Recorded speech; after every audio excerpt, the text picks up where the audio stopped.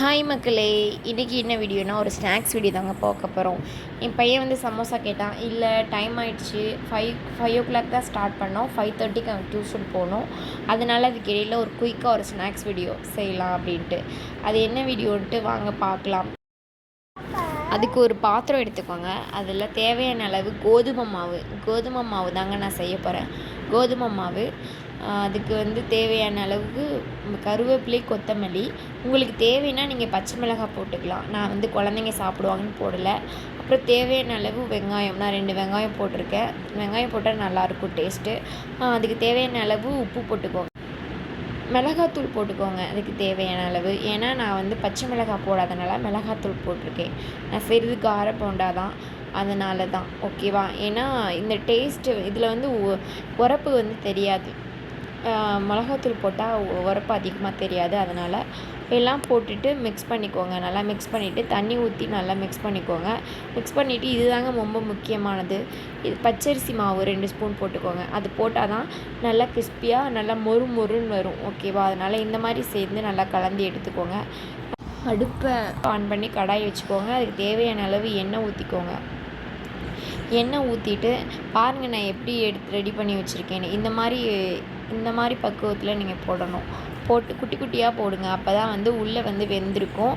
அதனால் அப்போ தான் நம்ம சீக்கிரமாக எடுக்கவும் முடியும், இல்லைன்னா வேகாது. அதனால் சொல்கிறேன், குட்டி குட்டியாக போட்டுக்கோங்க. போட்டு நல்லா எப்படி இருக்குன்னு பாருங்கள். இந்த மாதிரி ஷேப்பில் நான் போட்டிருக்கேன். இந்த மாதிரி போட்டால் தான் நல்லது. ஏன்னா வந்து சீக்கிரமாகவும் ரெடி ஆயிரும், சீக்கிரம் வேகவும் செஞ்சிடும். அதுக்காக இந்த மாதிரி இங்கே பாருங்கள் எப்படி இருக்குன்ட்டு. சூப்பராக செம்ம டேஸ்ட்டாக இருந்துச்சுங்க.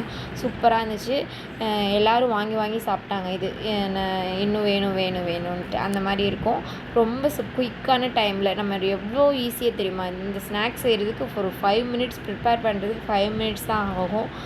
எடுத்துகிட்டு சீக்கிரமே முடிஞ்சிடும் நம்ம வேலை. இது ஒரு குயிக் ஸ்நாக்ஸுங்க. இந்த மாதிரி நீங்கள் குழந்தைங்களுக்கு செஞ்சு கொடுங்க. ஈவினிங் டைமில் இந்த மாதிரி செஞ்சு கொடுங்க. என் பையன் பார்த்துட்டு ரொம்ப ஹாப்பி ஆகிட்டான். இந்த மாதிரி பார்க்கலாம். இன்னொரு வீடியோ அடுத்த ஸ்நாக்ஸ் வீடியோவில் பார்க்கலாம். Okay bye. தொடர்ந்து வீடியோ பாருங்கள். வீடியோ பிடிச்சிருந்தா லைக் அண்ட் சப்ஸ்கிரைப் பண்ணுங்கள், ஷேர் பண்ணுங்கள். தொடர்ந்து நம்ம வீடியோ பாருங்கள், சப்போர்ட் பண்ணுங்கள். ஓகே காய்ஸ், பாய். வேறு ஒரு அடுத்த நல்ல வீடியோவில் உங்களை பார்க்கலாம். ஓகே பாய் காய்ஸ், பாய். டேய், என்ன பண்ற?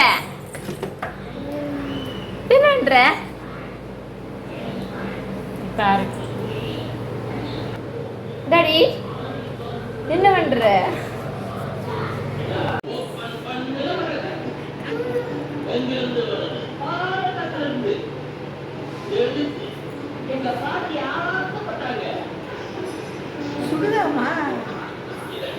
வேணுமா பிள்ளைக்கு?